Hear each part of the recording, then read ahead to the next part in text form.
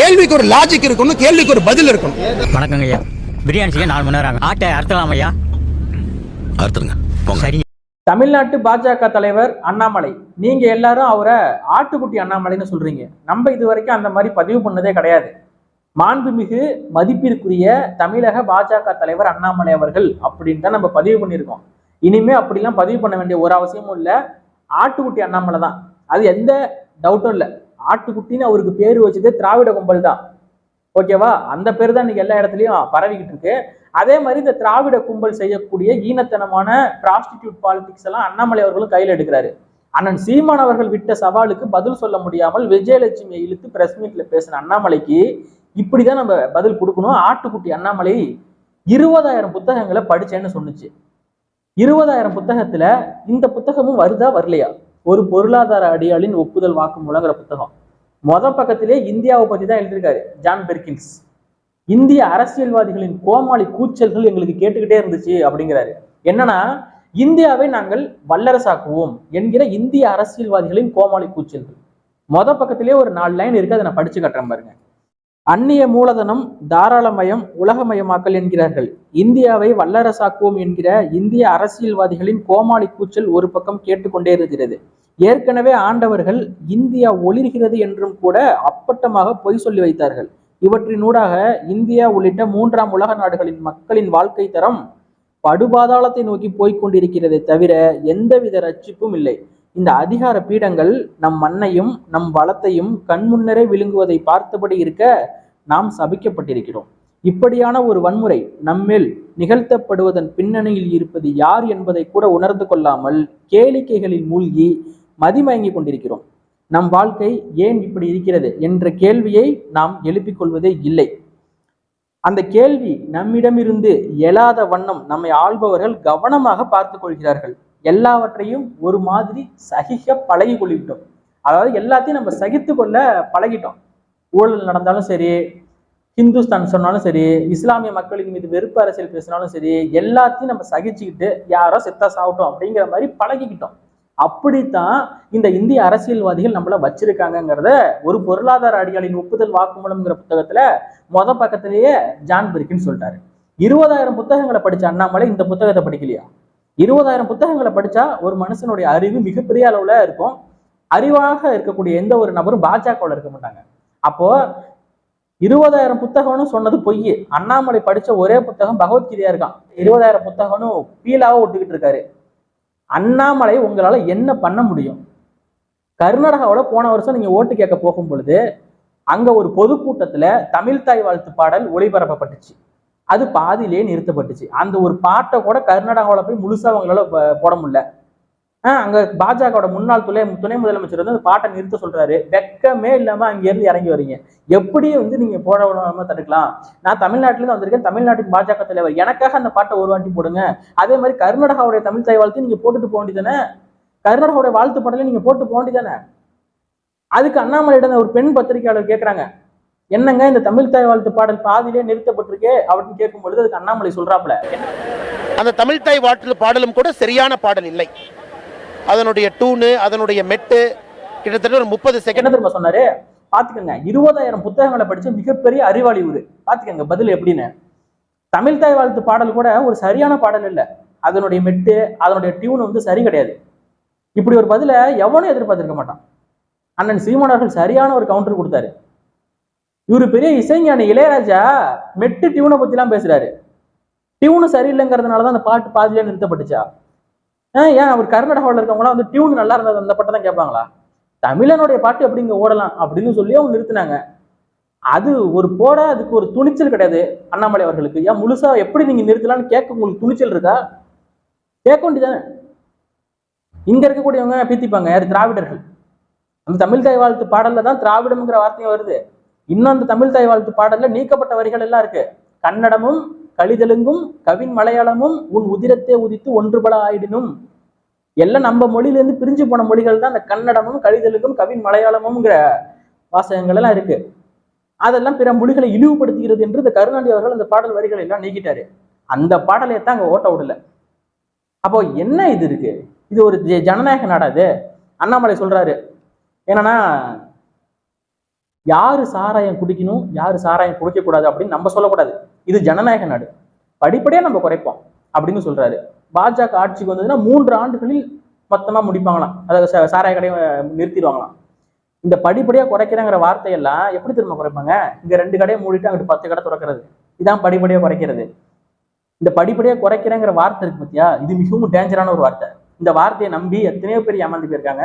கடந்த 20-30 வருஷமா நாங்க மதுக்கடையில மூடுறோம் படிப்படியா குறைக்கிறோம்னு சொல்லிட்டு ஏமாத்திட்டு தான் இருக்காங்களே ஒழிய ஒருபோது இது பண்ண போறது இல்லை. தமிழர்களின் உரிமை அப்படின்னு வரும்போது காவிரி நதிநீர் மேலாண்மை அது நமக்கு ரொம்ப ரொம்ப முக்கியம். தண்ணீர் இருந்தால் தான் விவசாயம் பண்ண முடியும். அவன் தண்ணியை திறந்து விட மாட்டேங்கிறான். அப்போ போயிட்டு கர்நாடகாவோட அண்ணாமலை பேசி திறந்து விட வைக்கலாம்ல கர்நாடகா பாஜக கிட்ட. பாஜக இருந்த பொழுதும் நமக்கு அங்க தண்ணி தர முடியாதுன்னு தான் சொன்னான். இப்ப காங்கிரஸ் இருக்கு, இப்பயும் தண்ணி தர முடியாதுன்னு தான் சொல்றாங்க.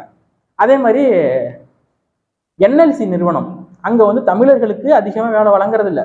அங்க விவசாய நிலங்களை அழிக்கும் போது பாமக அங்க போராட்டம் நடந்துச்சு. அப்ப கூட பாமக நடத்திய போராட்டத்துக்கு எதிராக தான் அண்ணாமலை சொன்னாரு. அண்ணாமலை அவர்கள் எதிராக தான் பேசினார். அங்க 10,000 தொழிலாளர்கள் 16,000 தமிழர்கள் அங்க வேலை பார்க்குறாங்க, அவங்க எல்லாம் எங்க போவாங்க அப்படின்னு கேட்கிறாரு.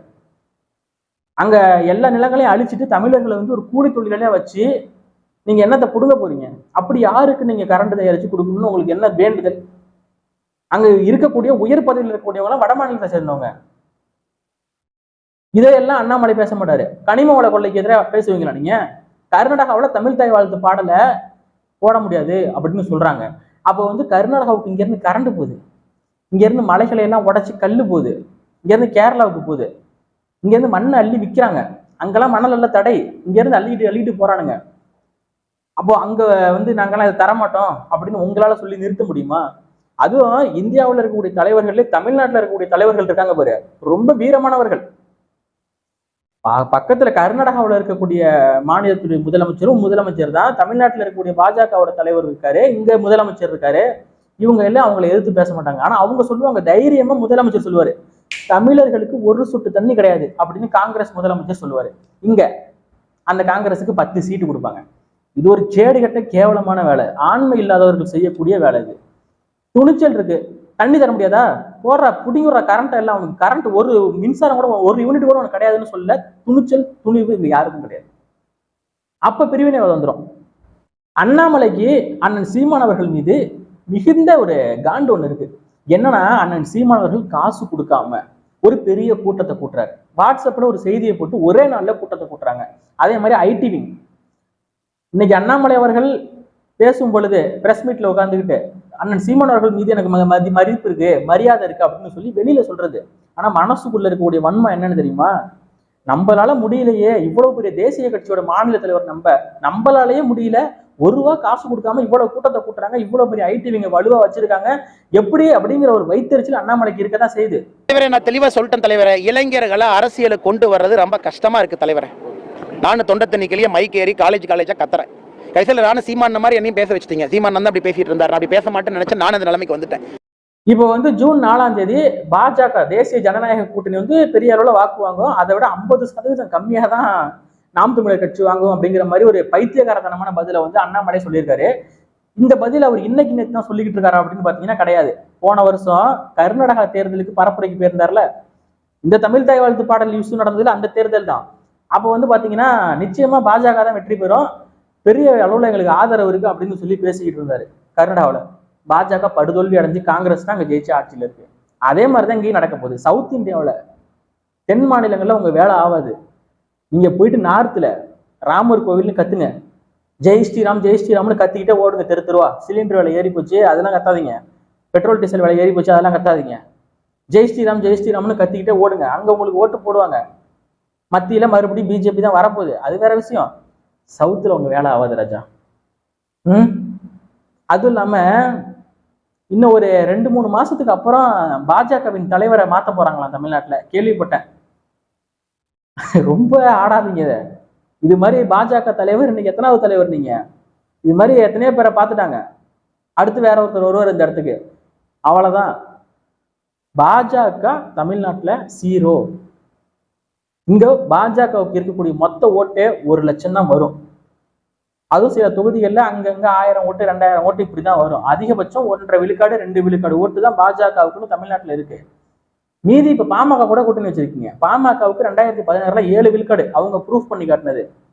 தேவேந்திர குல வேளாளர் மக்களோட ஓட்டு வேணும்னு ஜான் பாண்டியன் கூட கூட்டணி வச்சிருக்கீங்க. டிடிவி தினகரனோட கூட்டணி வச்சிருக்கீங்க. தேவர் சமுதாய ஓட்டு வேணும்னு ஓபிஎஸ் கூட கூட்டணி வச்சிருக்கீங்க. இப்படியே தமிழ்நாட்டுல மத அரசியல் மயிருக்கு கூட பயன்படாதுன்னு தெரிஞ்சதுக்கு அப்புறம் ஜாதி அரசியல், ஜாதி கட்சி தலைவர்கள் எல்லாம் அப்படியே கூப்பிட்டு கூட்டணி வச்சுக்கிட்டு நீங்க நான் ஒரு உயரமானவன் பாத்தியா நாங்க எத்தனை விழுக்காடு ஓட்டு வாங்கிருக்கோம் அப்படின்னு சொல்லி தனிச்சு நின்று உங்க ஓட்டு என்னன்னு தான் அண்ணன் சீமான் கேட்கிறாரு. நான் வாங்குற ஓட்டை விட நீ தனிச்சு நின்று வாங்கிட்டா, தனிச்சு நின்று இந்த வார்த்தையை நான் முதல்ல தெளிவா புரிஞ்சுக்கோங்க மண்டையில, வாங்கிட்டா நான் கட்சியை கலைக்கிறேங்கிறாரு. இந்த துணிவும் திராணியும் உங்களால சொல்ல முடியுமா? அண்ணாமலை அவர்கள் மனசுக்குள்ள வன்மத்தை வச்சுக்கிட்டு வெளியில வேஷம் போடக்கூடாது. 20,000 புத்தகங்களை படிச்சுட்டா நீங்க கதை வரக்கூடாது. இதை ஒரு 15 வருஷத்துக்கு முன்னாடி 20 வருஷத்துக்கு முன்னாடி இந்த தமிழக மக்கள்கிட்ட சொல்லியிருந்தீங்கன்னா நம்பியிருப்பாங்க. ஏன்னா நான் ஜப்பான் நாட்டுக்கு துணை முதலமைச்சரா இருந்தேன் அப்படின்னு சொல்லி ஐயா ஸ்டாலின் அவர்கள் சொன்னாரு. மாண்புமிகு மதிப்பிற்குரிய முதலமைச்சர் மு க ஸ்டாலின் சொன்னாரு, நான் ஜப்பான் நாட்டுக்கு துணை முதலமைச்சரா இருந்தேன். அதையே நம்பின கூட்டம் தான் அந்த ஊபிக்கு. இந்த ஊபிஸ் எல்லாம் நம்பினாங்க. நீங்களே 20,000 புத்தகங்களை படிச்சீங்கன்னு சொன்னா நம்புவாங்க. ஆனா இப்பெல்லாம் நம்ப மாட்டாங்க. ஏன் இந்த ஒரு புத்தகத்திலே தான் இந்தியாவோட இதே லட்சம் தெரியுது. 20,000 புத்தகத்தை படிச்சுட்டு நீ பாஜகவுல இருக்க மாட்டேன். முதல்ல தமிழ்நாட்டுக்கு நீ பாஜக தலைவராகவும் ஆயிருக்க மாட்டேன். நீ இந்த நேரம் எங்கேயோ போயிருக்கப்பா. 20,000 புத்தகங்களை படிச்ச ஒரு தலைவர் தமிழ் தாய் வாழ்த்து பாடலை ஏன் நிறுத்துனீங்கன்னு கேட்டா மெட்டு சரியில்லை, டியூனு சரியில்லைன்னு சொல்றாரு. இது ஒரு பதில். இது இந்த மாதிரி நபர்களை எல்லாம் பார்த்தா சத்தியமா சொல்றேன், கல்லெடுத்து அடிச்சு விரட்டிருங்க.